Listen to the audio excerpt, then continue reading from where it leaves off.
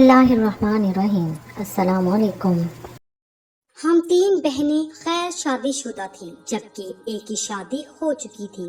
آپی زہرا کی شادی پھوپھی کے بیٹے سے ہوئی۔ وہ اپنے گھر میں خوش تھی، لیکن ان کے بعد کی دونوں بہنوں کی شادیاں نہ ہو سکی۔ اگرچہ والدین نے بہت کوشش کی کہ ان کا بھی کسی اچھے گھرانے میں رشتہ ہو جائے، مگر مراد بر نہ آئی۔ اللہ جانے کیسی رکاوٹ تھی کہ باوجود ہزار جتن کے میری بہنوں کے ہاتھ پیلے نہ کر پائے۔ وقت کبھی تھمتا نہیں، تیزی سے گزرتا رہتا ہے، سو گزرتا رہا۔ آپی نے بھی کچھ رشتے تلاش کر کے بتلائے، کسی میں کچھ خرابی نکل آئی تو کسی رشتے کو کسی خاص وجہ سے رد کرنا پڑا۔ یوں میرے دونوں بہنوں کی شادی کی عمریں نکل گئی اور وہ بن بیاہی رہ گئی۔ ان کے بعد کے 3 بھائیوں کی شادیاں ہو گئی اور بھابیاں گھر میں آ گئی۔ انہوں نے کافی جتن کیے، اچھے رشتے شاید میری بہنوں کے نصیب میں نہیں تھے۔ سبھی جانتے ہیں کہ بھابیاں خواہ کتنی اچھی ہوں، جب گھر آ جاتی تو گھر کا ماحول بدل جاتا ہے۔ خاص طور پر یہ نندوں اور بھابیوں کے لیے ایک کڑا امتحان ہوتا ہے کہ وہ آپس میں حسن سلوک کو کس طرح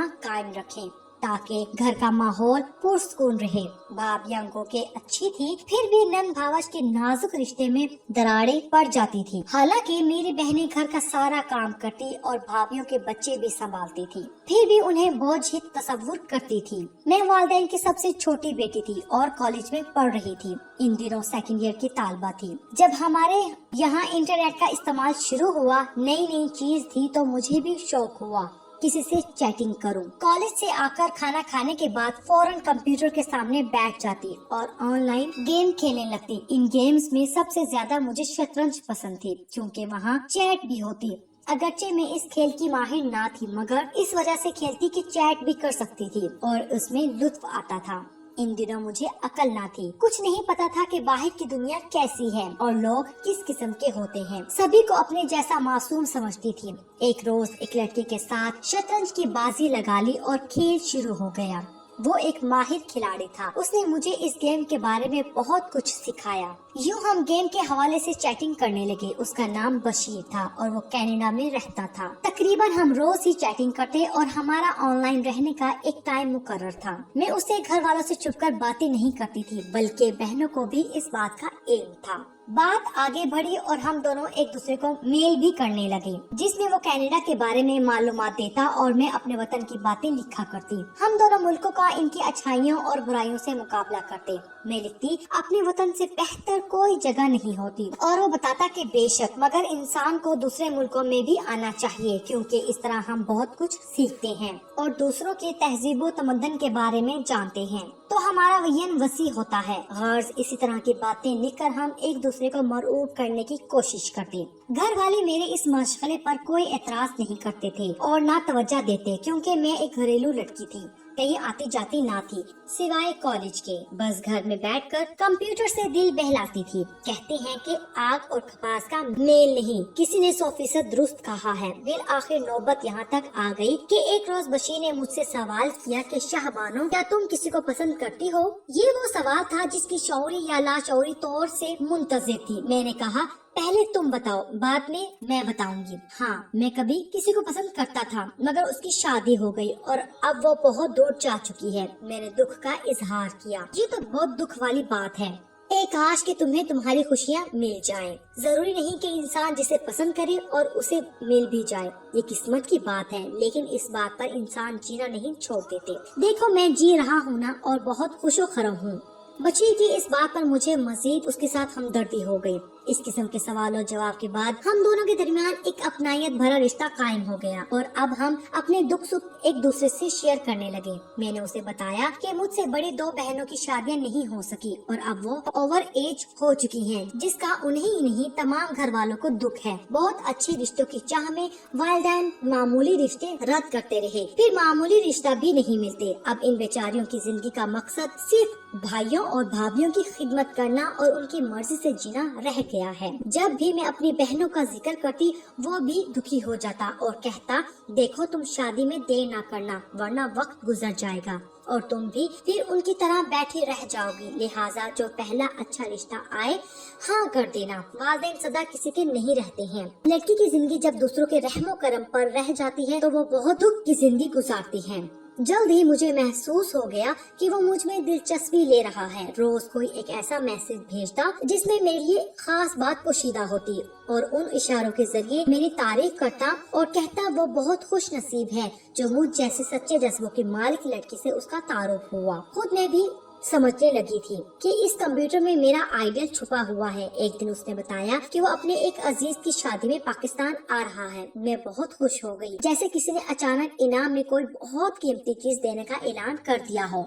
मैं तो उसे मिलने के ख्वाब देखती थी जो अब हकीकत का रूप धारने वाले थे। एक दिन जब वो ऑनलाइन था, उसने मुझे कहा कि अगर मैं पाकिस्तान आया तो क्या तुम मुझसे मिलोगी? हाँ, जरूर मिलूंगी। मुझे तुमसे मिलने की बहुत आरजू है। मुझे भी आरजू है, मैंने जवाब दिया। सोचा भी न था कि कभी तुम यहाँ आओगे और मैं तुमसे मिल पाऊंगी। बशीर ने उस दिन कहा था कि अगर तुमने मिलने के बाद मुझे पसंद कर लिया और मैंने तुम्हें घर की इज्जत बनाना चाहा तो क्या तुम हाँ में जवाब दोगी? मेरे दिल में हजारों फूल खिल गए, मगर मैंने बनकर जवाब दिया, जी पहले तुम आ तो जाओ, फिर सोचूंगी। मैंने अपनी बहन को बताया कि वो शतरंज का खिलाड़ी किसी की शादी अटेंड करने पाकिस्तान आ रहा है, हमसे मिलने भी आएगा। वो बोली अम्मी को बता दो ताकि वो घर वालों को राजी कर ले, तभी हम उसके घर पर मेहमानदारी कर सकेंगे। बाजी ये बात तुम खुद अम्मी से करना, मुझे लिहाज आता है, पहले मुझसे उसकी बात करा दो, अंदाजा तो हो किस किस्म का है, फिर अम्मी से जिक्र करूंगी। मैंने बाजी सुल्ताना की उससे फोन पर बात कराई। उन्हें उसकी गुफ्तगू अच्छी लगी। अब मुझसे वक्त काटे ना कटता था और पूछती थी कब आओगे और वो जवाब देता कि जल्द आऊंगा। महीनों यूं ही गुजर गए और वो पाकिस्तान ना आया। मुझे यकीन हो गया कि वो मुझे बेवकूफ बना रहा है। मैंने अपना खदशा जाहिर किया। वो बोला हरगिज ऐसी बात नहीं है, दरअसल मैं बहुत मसरूफ हूँ, तभी शादी में नहीं आ सका। हम फिर कब और कैसे मिलेंगे? मेरे मुंह से बेअख्तियार निकल गया। वो बोला अपनी तस्वीर भेजोगी? मैं अपने वालिदैन को दिखाकर कहता हूँ कि तुम्हें तुम्हारे वालिदैन से मांग ले, इस तरह हम कभी ना बिछड़ने के लिए मिल जाएंगे। ये बात सुनकर खुशी और हैरत में डूब गई। वो मुझे प्रपोज कर रहा था और ये मैंने सोचा तक न था कि अपने वालिदैन को दिखाने के लिए वो मेरी तस्वीर मांग लेगा। मैंने अपनी तस्वीर उसे भेज दी। तस्वीर देखकर फौरन ईमेल की कि अपनी अम्मी से बात कराओ। उसने उनसे काफी देर तक बातें की। उसने कहा कि मैंने शाहबानो की तस्वीर देखी है और घर वालों को भी दिखा दी है, उन्होंने आपकी बेटी को पसंद कर लिया है, आप बेफिक्र हो जाएंगे। मेरे वालिदैन जल्द रिश्ते के लिए आपसे बात करेंगे। काफी दिन गुजर गए लेकिन उसके वालिदैन का फोन न आया और ना रिश्ते के लिए कोई बात हुई। इधर अम्मी इंतजार में थी, कहती थी कि बात छेड़कर फिर भूल गया, अपने घर वालों की तस्वीर मांगी तो गोल कर गया, ना जाने कैसा लड़का है, खुद ही शादी के लिए प्रपोज किया और खुद ही गुरेज कर रहा है। मुझे तो धोखेबाज लगता है। मैं कहती कि धोखा करना होता तो मुझे बेवकूफ बनाता रहता, बिल्कुल बनाता रहता, आपसे बात क्यों करता। उसने अपनी तस्वीर तो भेजी है।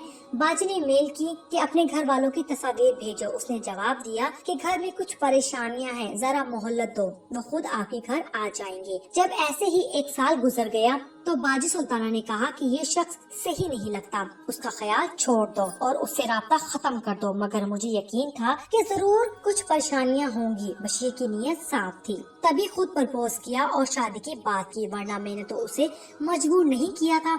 इत्तेफाक से मेरी दोस्ती एक लड़की से हो गई जिसका नाम अदीबा था और वो हमारी क्लास में नहीं आई थी। बातों बातों में उसने एक दिन जिक्र किया कि इम्तिहान के बाद उसकी शादी अपने कजन से होने वाली है जो कनाडा में रहता है। नाम पूछा तो वो गोल कर गई, ना जाने ये मुझे अपने मंगेतर का नाम क्यों नहीं बता रही। मैं सोचती रह गई। बशीर ने दरअसल उसे बताया हुआ था कि शाहबानो नामी एक लड़की मेरे पीछे पड़ी हुई है और वो 3rd ईयर में पढ़ती है। तभी अदीबा ने मुझसे दोस्ती की थी। उसे गालिबन शक हुआ कि कहीं वो लड़की मैं तो नहीं हूँ, लेकिन मैंने उसे कभी जिक्र ना किया कि मेरी किसी के साथ चैटिंग होती है और वो कनाडा में रहता है। बहरहाल अदीबा से मेरी दोस्ती बहुत अच्छे अंदाज में इस्तवार हो गई। 4th ईयर खत्म हुआ और हम इम्तिहान फारिग हो गए।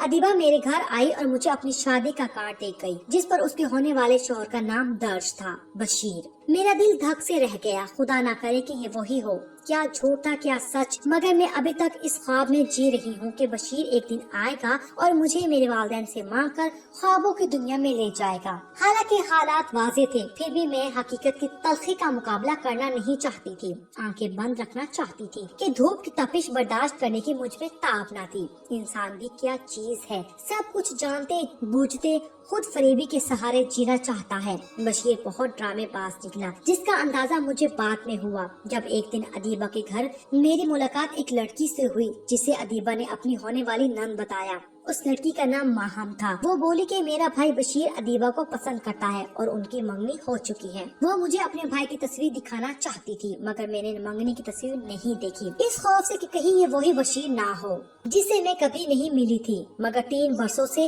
اسے خوابوں میں دیکھتی تھی کہ وہ میرے گھر آیا میرا ہاتھ تھام کر اپنے ساتھ لے جانے کے لیے۔ انتظار کی اذیت سہتے سہتے میری صحت خراب ہو گئی اور پھر اس کی نقلی محبت کا ملمہ اترا جس کے انتظار میں دن رات گھڑیاں گنا کرتی تھی۔ ادیبہ نے اصرار کیا کہ میری شادی پر ضرور آنا۔ میں نے خاص طور پر نئے جوڑے سلوائے تاکہ اپنی دوست کی شادی میں اچھی لگوں۔ اس کی شادی والے دن جب تیار ہو کر شادی ہال پہنچی تو وہ اپنی دلہن کے ساتھ اسٹیج پر بیٹھا ہوا تھا۔ ہاں یہ وہی بشیر تھا، میں نے اسے پہچان لیا۔ جب میں اسٹیج کے نزدیک ہوئی تو اسے کسی اور کے دلہے کے روپ میں دیکھ کر میرا اوپر کا سانس اوپر اور نیچے کا سانس نیچے رہ گیا۔ آنسو دل کی تہ سے نکلے اور آنکھوں میں بھر گئے، انہیں روکنا مشکل ہو گیا۔ ادیبہ کی بہن میرے پاس آئی اور بولی آپ کو آنے میں کافی دیر ہو گئی، ہم کب سے انتظار کر رہے تھے، آئیے۔ میرے ساتھ وہ میرا ہاتھ پکڑ کر لے گئی اور خاص مہمانوں کے ساتھ لے جا کر بٹھا دیا جہاں بشیر کی والدہ اور بہنیں بیٹھی ہوئی تھی۔ وہ آپس میں باتیں کر رہی تھی، ان کی باتوں سے اندازہ ہوا کہ وہ پہلے بھی آ چکی ہے۔ 2 سال پہلے بشیر کی منگنی ادیبہ سے کرنے آئی تھی اور اب شادی پر دوبارہ یہ لوگ آئے تھے۔ جب بشیر نے مجھ سے کہا تھا کہ وہ پاکستان کسی عزیز کی شادی میں آ رہا ہے، وہ کسی اور کی شادی میں نہیں بلکہ اپنی منگنی کی تقریب میں آیا تھا۔ میں بھی کسی کے ساتھ خوابوں ڈوریوں میں الجھ گئی تھی، کیسے اور کہاں پھنس گئی تھی۔ میرے چاروں طرف پہلے بھی دھند تھی اور اب بھی دھند ہے۔ دل نے کہا کہ اسے بددعا دے جس نے تمہیں اتنے دن پاگل بنائے رکھا مگر بددعا بھی نہ دے سکی۔ آج پچھتاتی ہوں کہ اسے اپنی تصویر کیوں بھیجی جبکہ وہ مجھے بیوقوف بنا رہا تھا۔ اگر آپ کو ہماری ویڈیو اچھی لگی ہے تو پلیز ابھی ہمارے چینل کو ضرور سبسکرائب کر دیجیے، ویڈیو کو لائک کیجیے، شیئر کیجیے، شکریہ۔